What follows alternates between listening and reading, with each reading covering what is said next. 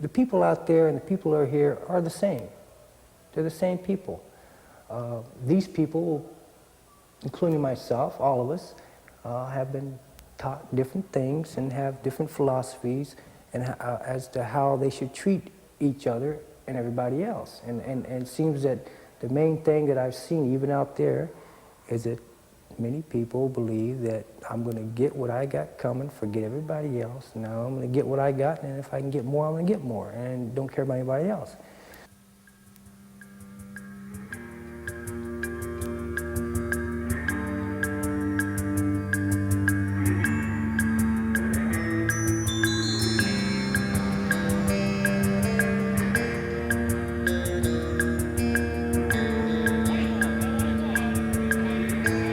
It's kind of hard to put into words, but best describing it is personal freedom, is being able to control everything that you see when you open your eyes and you see everything in front of you. Here I am in prison, come back 4 times. I don't have a wife, I don't have any children. I've got 20 years for a murder. But I feel better than people that are in the free world. I feel that this time has helped me. I do. In what way? Well, if I had, I don't think if I hadn't got busted when I would, I'd probably been dead the way I was going, because I was real crazy. I was just using all the time, and I was really just a shell. There wasn't much left of me, you know, and I probably would have lost it all. I overdosed or something.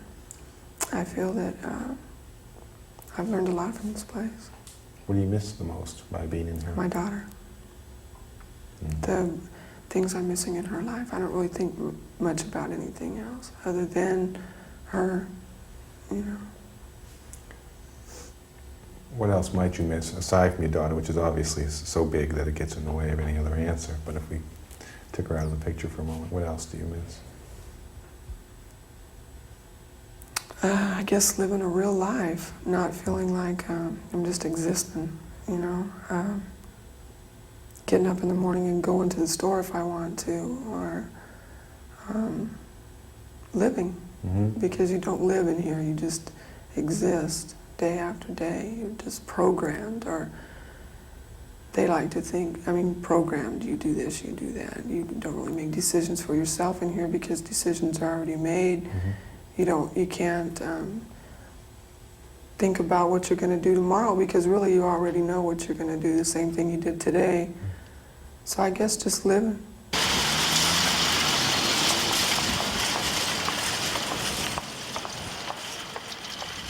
What do you miss the most that you can't do in here? Is there something that comes to mind occasionally? Dogs and grocery stores. Do you enjoy shopping? Yeah, I do. Yeah. I do too. Oh, what do you like about it? Looking at all the pretty girls. Yeah. As we were just in the California Institute for Women, which is a prison in Chino, and we asked them what they missed the most about being on the outside, and 3 of 4 women would say they missed grocery shopping. Do you have any ideas about why they would say that? Not really. Maybe for good-looking guys like us going in there hunting them. Yeah. I think that food preparation is very caught up with one's feeling of being a competent woman, whether or not it's related to motherhood or being a wife or any of the other roles. And I don't know how men feel about it. Have you talked to many men and asked about that? A few. I've been in holes, hell holes, death traps. Every square meal I eat, it's a mini 14 gun over my head, every meal that I eat. And so I'm aware of surviving. I'm struggling to look beyond that. Some kind of breakthrough, some kind of, lucky break. You know, could somebody realize or recognize that I still have a potential, that I still have a chance, that I can be something of worth, that I can be a worthy person, that I'm not a demon, you know, I'm not a behemoth, I'm not a throwback or Neanderthal, I'm a person. And I fell into a tragedy a long time ago. And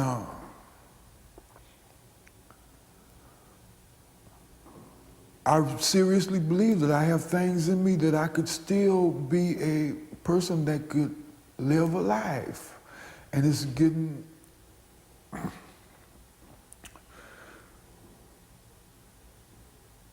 short.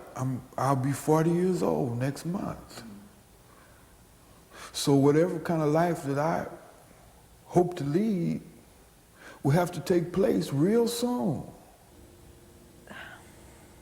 The system breaks you down. That's what I am convinced that that's what it's designed for, is not to help you, but to break you down. And it's done a good job for me anyway.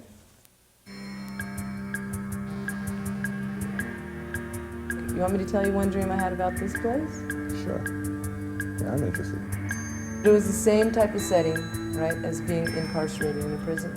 And what it was like, I guess it was during the Nazi era or something, there was big banners, you know, saying criminals breed criminals and this and that.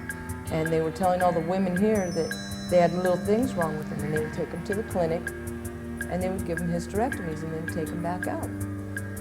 And we found out, and we weren't going to let them do it to us, so we were running through the stream.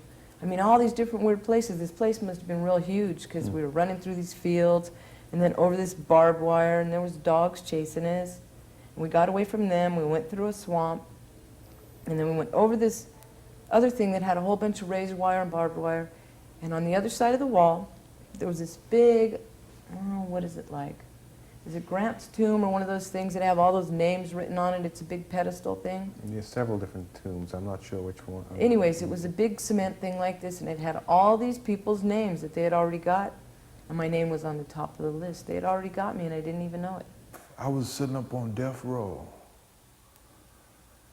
and I seized upon this poem,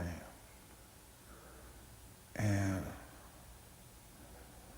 I never forgot it. And it's like this.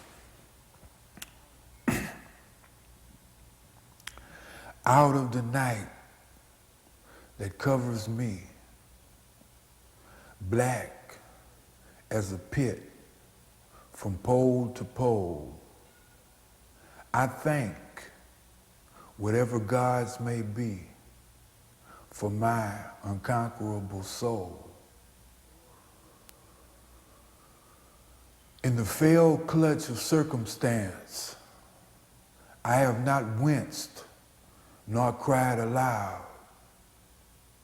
Under the bludgeonings of chance, my head is bloody but unbowed. It matters not how straight the gate, nor how charged with punishments the scroll. I am the master of my fate. I am the captain of my soul.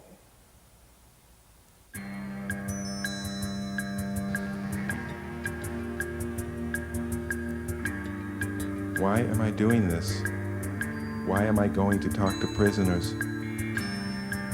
Well, we are all learning to be free, but these are people who make our lives a lot less free.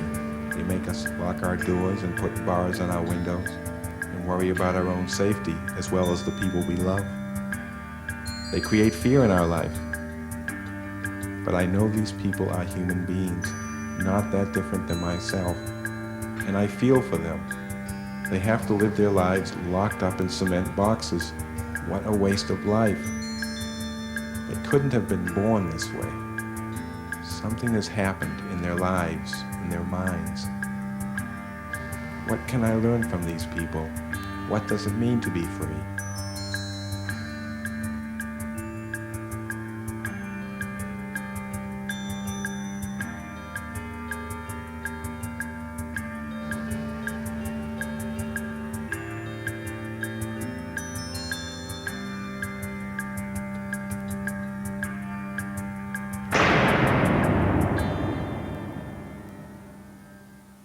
Why do people end up in here?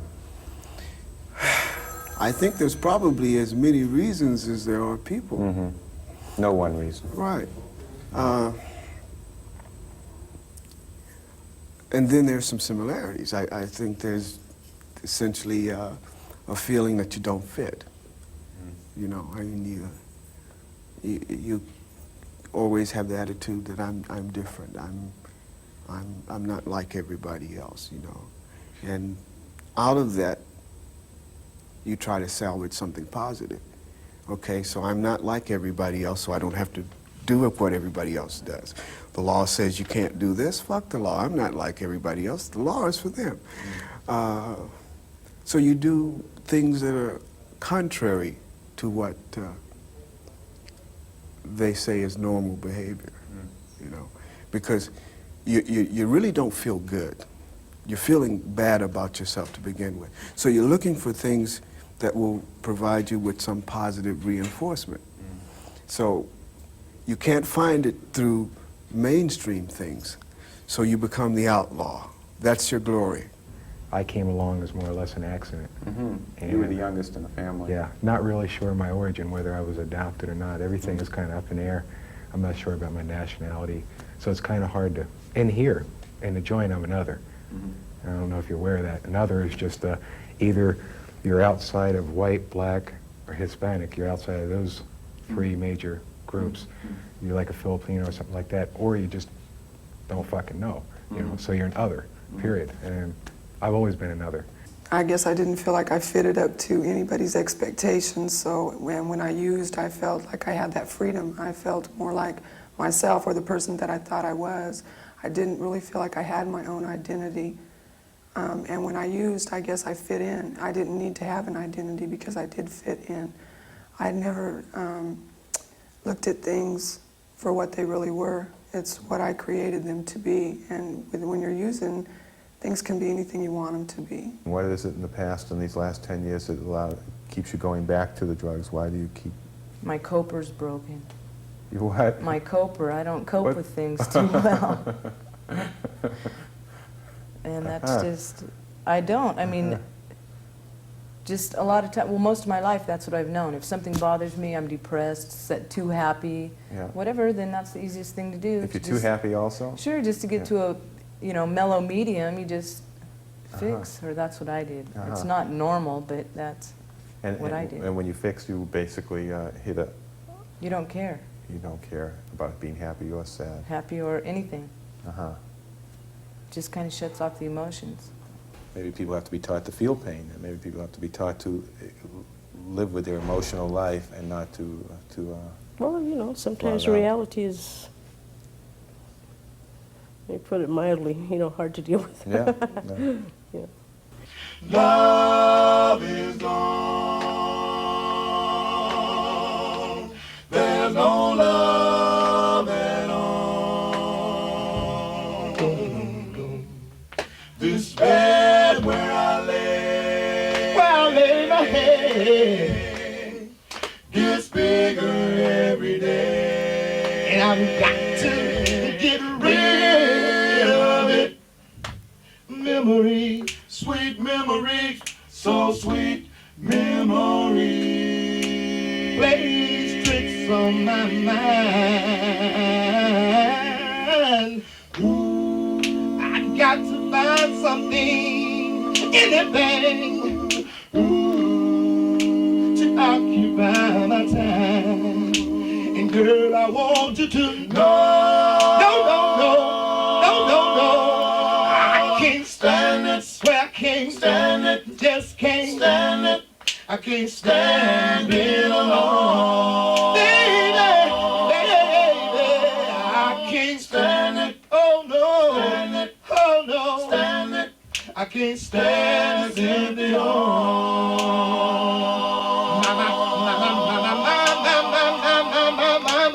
Love is gone. Hey, hey, yeah. There's no love at all. Love is gone. There's no love at all. Love is gone.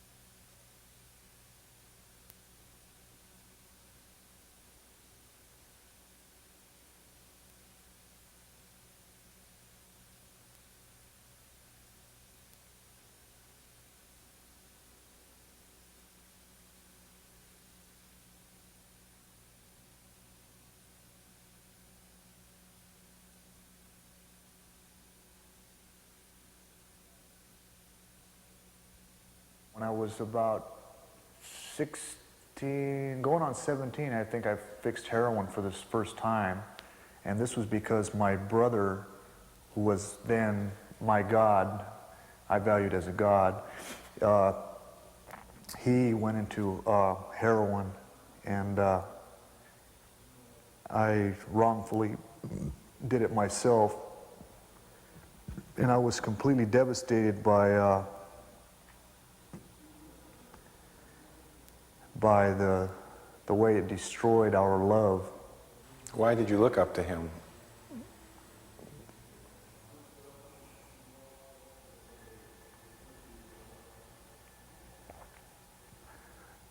He was all that there was to look up to in my life as a child. And he had his, see, when he was 16, he had a Harley Davidson. And he was the only role that I had to go by, you know, so far as my behavior was concerned. And he was very compassionate. And he was kind of like a god, in that he was so sensitive and understanding, you know what I mean? People would, you know, Wally this, Wally that, you know, he was such a good person. And he was training for boxer to be a professional. He had a dream of being a boxer when he was, I guess, 7 or 8, and he had his name and his little picture on a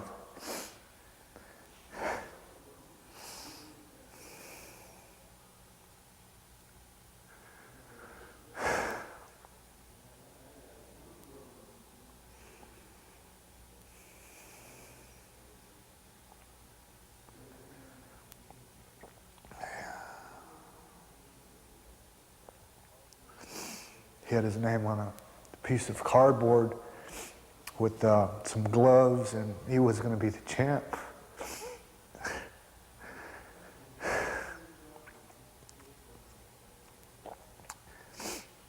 And everything I identified with living as life being and my happiness was through him. Most of my life, what led me to prison is a problem of identity, my existence. I questioned my existence because, to me, existing meant that I had to be recognized by the whole world. And the world to me was America. And America said, in order to be, you have to have things, material power and possessions. That's how you were recognized for what you are here. You had your social status. With that came the prestige and honor of being a person that has so-called been controlled. You see, and to me, striving for all that material power and possessions is actually alienating people from who they are because they're finding their identity in things outside of themselves. I always wanted more, you know. I remember the next door neighbor got a brand new 5-speed twin Stingray when it first came out. And I had a nice 10-speed, new and everything, and it was sitting right next door, my next door neighbor. I said, the hell with this. I took my bike and left it and went and stole his. Drugs and women are two of the main problems for people in prison, for men in prison. And the drugs probably come about as that feeling of insecurity. You don't really feel good. You're looking for something to make you feel good. You see, because now I've been without drugs 4 years, and I feel damn good. Not only in the physical sense, but I feel good about me.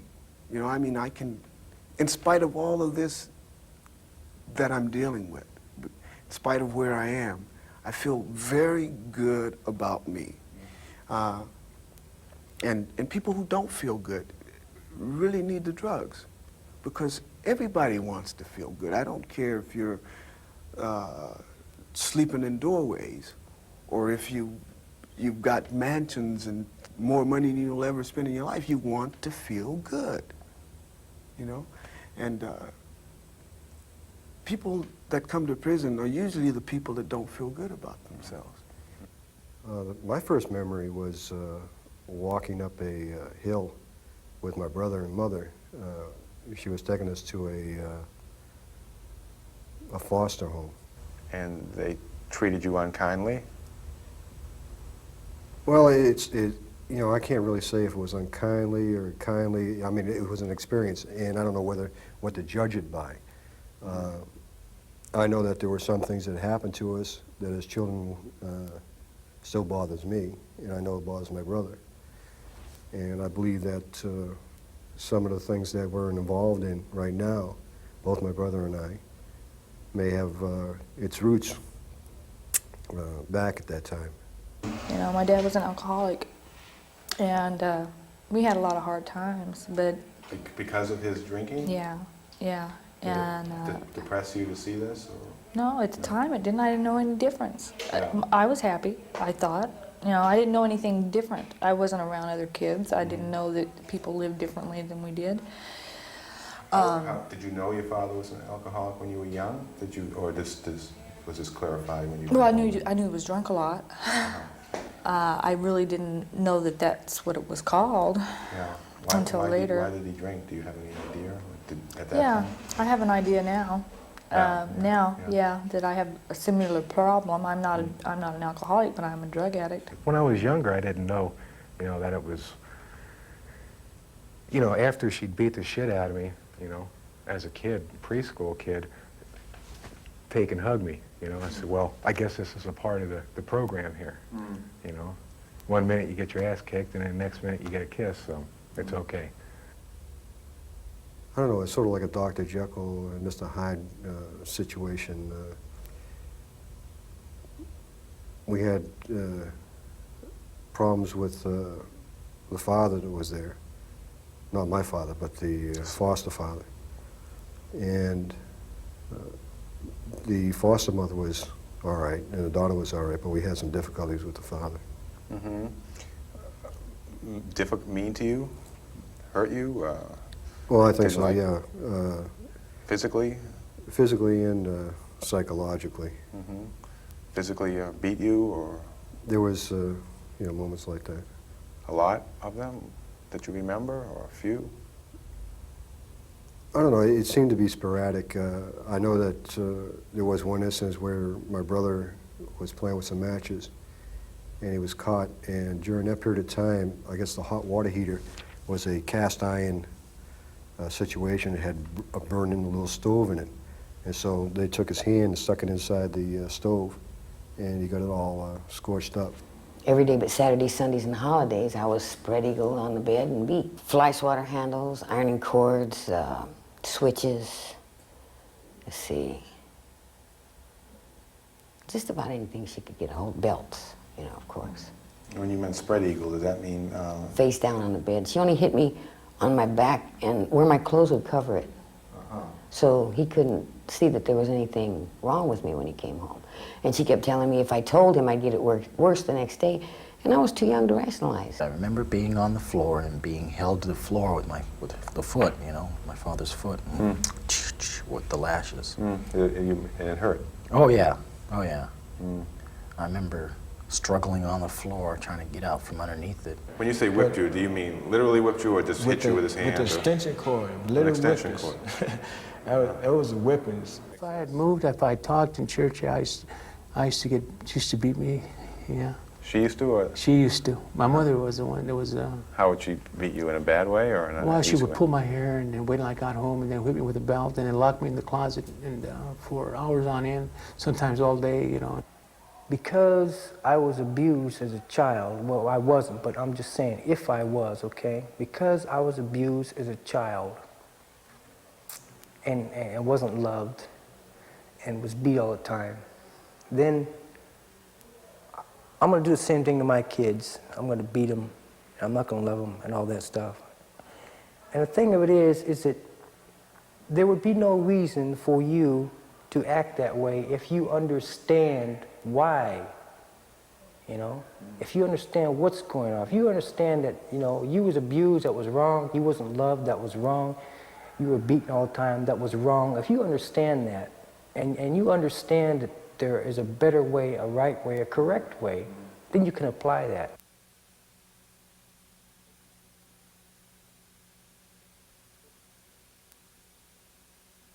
Christmas time, 11, going on 12.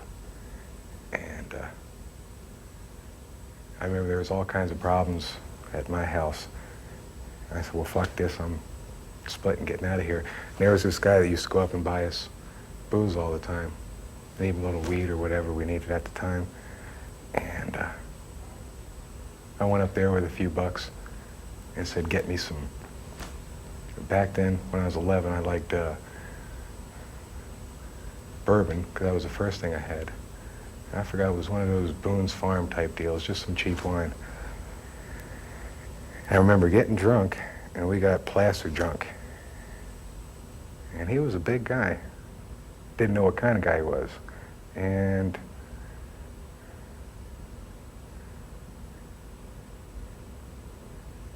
we went down to somebody's house, Amy Alley, one of the Alley sisters. They lived back in the woods. They were a weird group. They had family sexual encounters. They had a dad, their 2 sisters, and 2 brothers. They were all under 15, and they used to just have romps down there all the time. And we were headed down there. Got down there, and they weren't home or something. And coming back, he said, let's go have some fun of our own. You know? I can remember all this. I was stumbling around. I said, I don't know what the hell you're talking about. Instinctively, I knew. And I tried to burn rubber and get out of there. And he knocked me down, and the whole 9 yards. What's that mean? Penetrated me, held me down, raped me. Uh-huh. Uh-huh. That, you were 11. I was 11 going on 12. That was the guy that sold you the bourbon? Yeah. He was a neighborhood... so was you and him alone at that time? Or were you with Whoa. Big dramatic change there. That turned everything around right there. What did it do to you? I was drunk. After it happened, we were way down the street. And where I grew up, it was right on the outskirts of town. Our house was one of the last houses on a street that led into town. And then everything behind our house, going down the street, was all woods, rural area, farms farther back out, so there wasn't any population down there. And I remember crawling. Couldn't even stand up. I crawled all the way up the street, crying out, half crazy, half drunk, and I knew where to go, home. That was a place to go. And I got home, clawed at the front door. I remember I climbed up and opened the door. Just then my mom had opened the door, and I, boom, flat on my face. And at this point, I needed some affection. I needed some help. All she saw was me drunk. And I guess she reminded her of my dad or something, and just started kicking me. And ruptured a couple of ribs here, kicked me in the head, knocked me out. They were angry because you were drunk? That was the last thing I remember. Just stomped the hell out of me. And a couple days after that, I woke up. I sprawled across my bed, and I said, I don't know what happened back there. I do know that when I got home, nobody gave a fuck. So I guess I'll just bottle it up, keep it inside. Nobody's ever known about it until I was 20 or so. So I kept it in for 10 years, and that led to a lot of shit. That hurt? Yeah.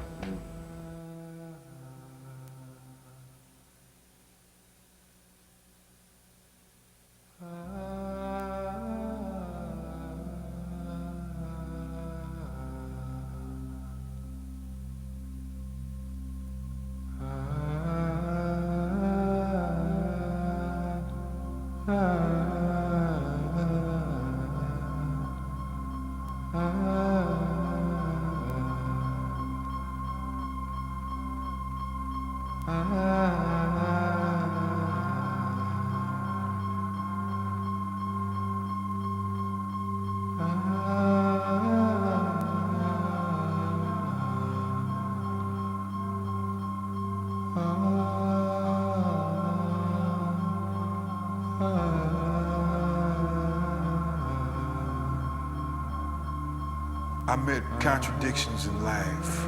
I accepted a lot of stuff literally. The 10 Commandments. Thou shalt not kill. You know, that was like literal to me. And when I became aware that people had reasons to kill, that really shook something in me. And I would say, well, thou shalt not kill, but yet and still people have reasons that they say that they have reasons that they want to kill. And so I became quickly aware that these things were not to be taken, that this was not credible. I became aware that I felt that the world was not credible, man, that everything that these people were telling me, these people were teaching me, that this wasn't credible, man. The world began to lose its credibility to me. Look at what I had gone through and lived through. I mean, I had to have some kind of strength myself in order to go through the things I went through. At 9 years old, I was in a house where my stepfather's wife hung herself in the basement of that house, and I was left there for 3 days by myself with my baby sister, you know? So, I mean, I had to have some kind of strength. So here I am at 12 years old looking at the world going, I don't need you. I can do things on my own. My mother died when I was about 12 years old, and after she died, I just became like a wild man, so to speak. I mean, I just took life in my hands and said, well, I'm going to live it the way I see to live it, and I don't care who say what. And I really didn't feel like I had nothing to look forward to. I just felt like the most precious thing to me had been taken away from me, so therefore it didn't make no difference what I did. Well, I sort of raised myself because my dad was gone all the time. He was working. Sometimes he worked 2 jobs, and I was like a latchkey kid, you know. And I was bored. And I watched a whole lot of TV. And I watched all the things that they did on TV, and they were exciting. I thought, well, I can do that. If they can do it, I can do it. Violence is a part of our society, whether we want to accept it or not. Violence gonna always be there. And this is what society recognizes, is violence. Violence breeds violence. Now, like I said, I committed a murder. I'm in the penitentiary for it. But now, isn't it right that, what's his name? Harvey Milk? Harvey Milk, is he, the dude that killed all these the mayor? Senators and mayors and the mayor whatnot. up here or something, I think. Yeah. 5 years for 2 premeditated murders. 5 years. And you've got life for the same? Or? Life for the, mine wasn't premeditated. Premeditated is death penalty. Ain't no doubt about it. Do you feel society is an unjust society? It's unjust. And who, how does that fall? Who gets the deals out there? You got the United States Supreme Court, you got the federal courts, you got the governors, the senators, all these people that makes up the laws is breaking the laws on such a large scale, we don't even see it. Embezzlement, they do 6, 7 months, maybe $5,000, $10,000 fine, and they free for taking millions of dollars from us. Where does it all balance out to? How does it balance out? If I go steal $1 million, they gonna lock me down and throw away the key.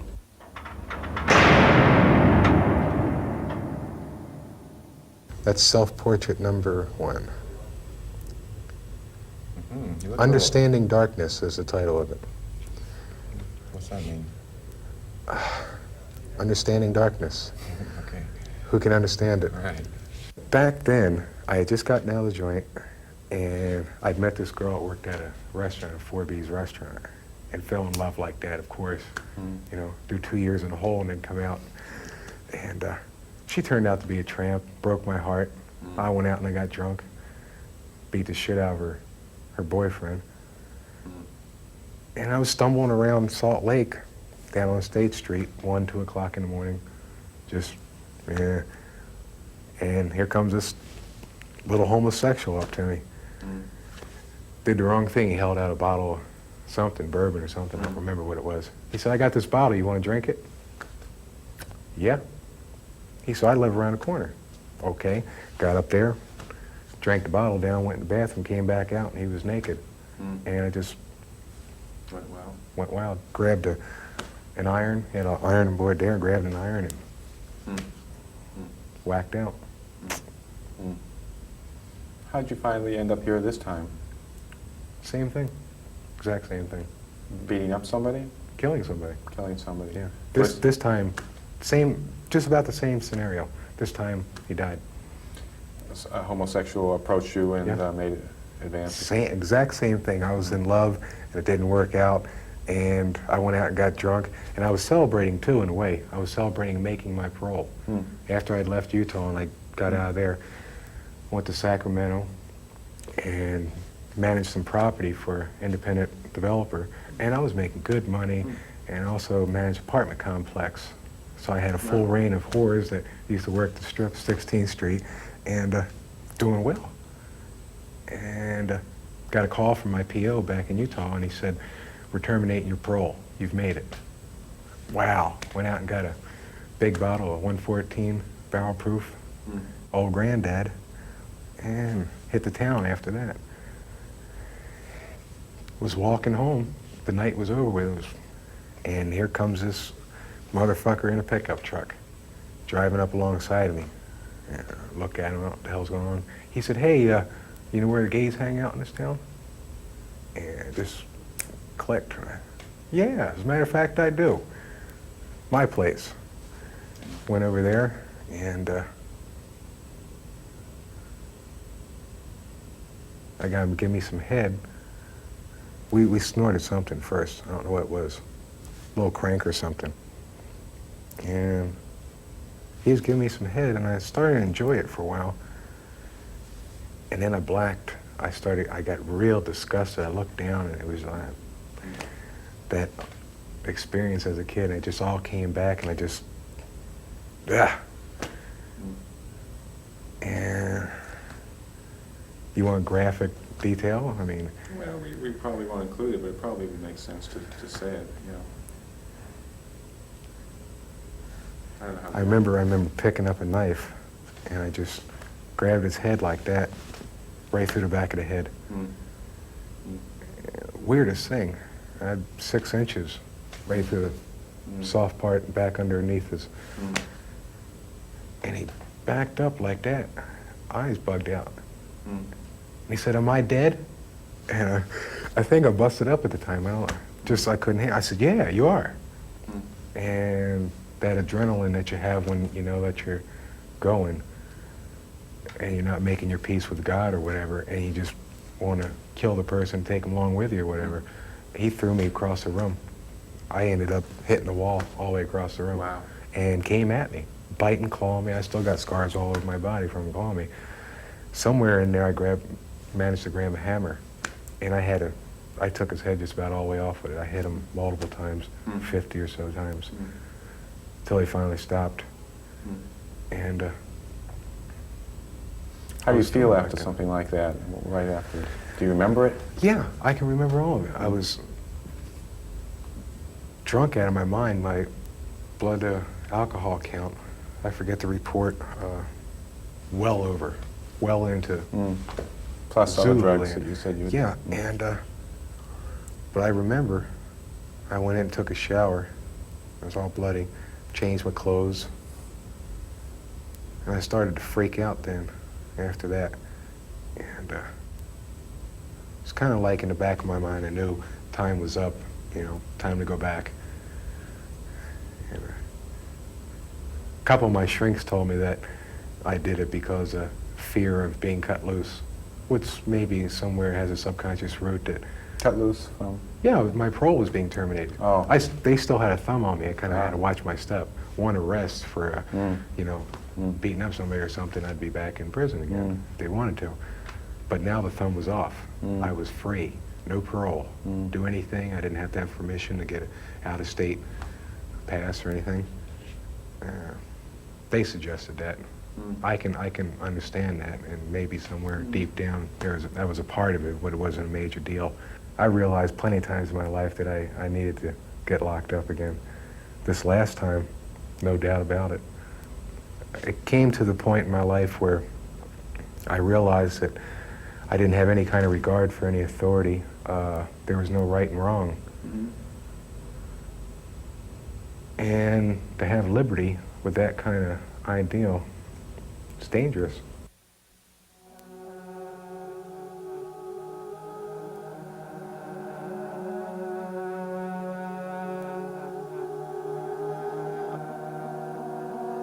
Tiny little teardrop.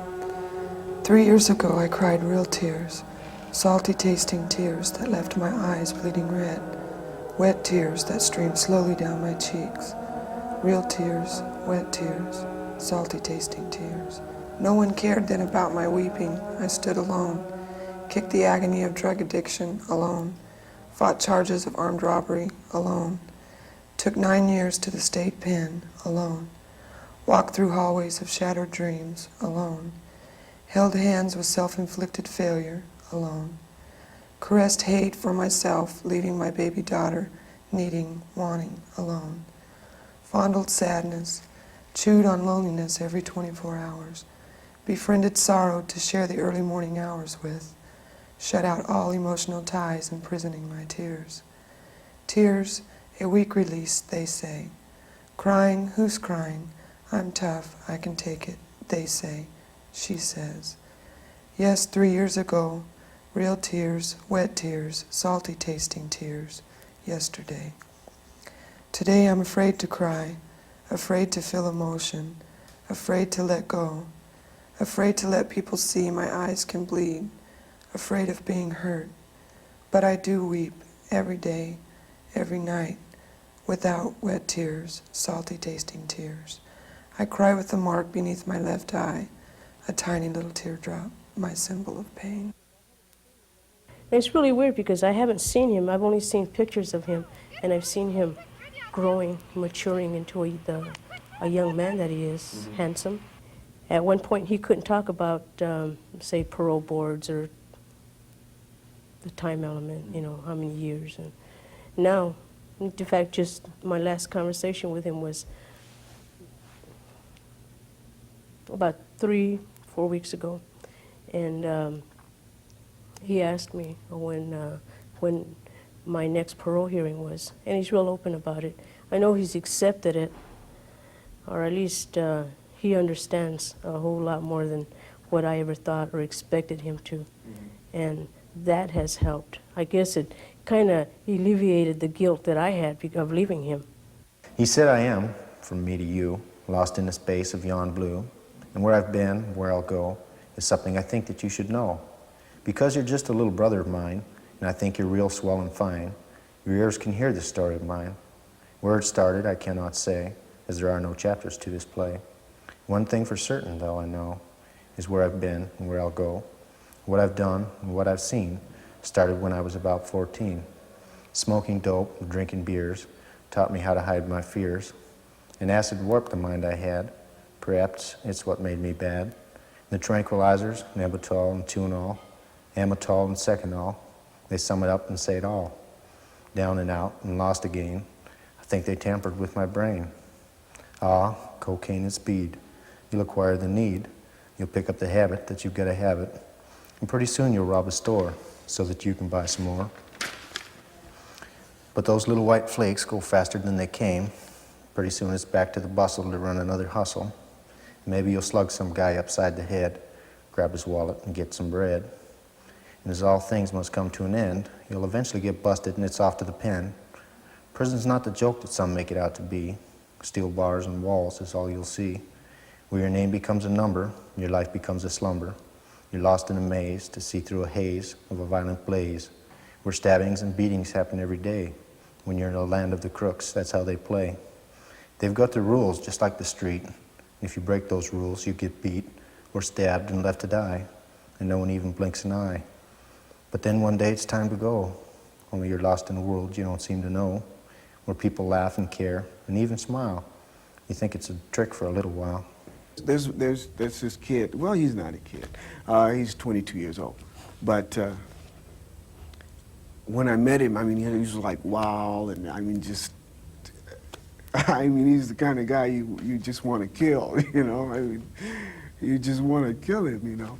At any rate, he became my cellie, you know, and we started to talk, and he would tell me certain things, and he wouldn't hear them from anybody else. In other words, what he told me stayed with me, and he started to tell me more things, and I got to understand him, and I got to tell him how I felt, you know. And he just got transferred yesterday. Today's Friday, Thursday. He got transferred Thursday, and the change between when I met him and what he is now is like the difference between day and night. And he told me something that made me feel so good that if we hadn't been on the yard there, I probably would have cried, you know. And he said that, you know, being in the cell with you is the best thing that ever happened to me, you know. And I mean, I can't tell you how that made me feel, you know. Because I'd done something, you know. I mean, here, in this place, you know, where there's absolutely nothing good to do, you know, I'd done some good, you know. And now first he couldn't read. I taught him how to read. I got him interested in books and learning about himself and about how to deal with people. And he's grown from a wild, silly, violent, unfeeling, immature child into a man, you know. And the change was so obvious that his mother wrote me, you know, and really thanked me, you know. Yeah. So I'm doing what I can, when I can, where I can. But to see the thing there was that he wanted it. He wanted to change. See, and he was presented with an opportunity, an alternative, and he took it. And that's what I'm saying that the prison system should be about. Present a guy with an opportunity. Give him an alternative. Not everybody's going to take it, because some people will never change. You know, because you've got guys here 40 years old, 50 years old, who've been coming to prison since they were 8 or 9 years old. And they don't want to change. You know, you talk to them and they talk about going back out there, what they're going to rip off, and, you know, I mean, they're not talking positive things, you know. But you've got a lot of youngsters here. You've got a lot of young guys, you know what I mean? And give them a chance, give them an opportunity, give them an alternative, you know. And some will take it, you know. What if only 10% take it? That's 10% you don't have to worry about anymore. You know, that's 10% that can contribute something, you know. Shit, give me a chance, you know. I mean, bring it down to for a personal level, give me a chance, give me an alternative, give me an opportunity, you know? Sure enough, everybody wanna know where the next dollar lies. Politicians running round with the same old lies. Listen, people, we got a message from above. It said, you can't find peace if you can't find love. So do you want love, or do you want your pleasures? Do you want peace, or do you want your treasures? Do you want to see a brighter day, or the whole world blown away? Listen, Savannah. Everybody wanna know where the next dollar lies. Building new bombs to take more lives. Listen, people, we got a message from above. It said, all the treasures in the world don't mean a thing if you ain't got love. So do you want love, or do you want your pleasures? Do you want peace, or do you want your treasures? Do you want to see a brighter day, or the whole world blown away? That's it. Man, what did that sound like? Oh.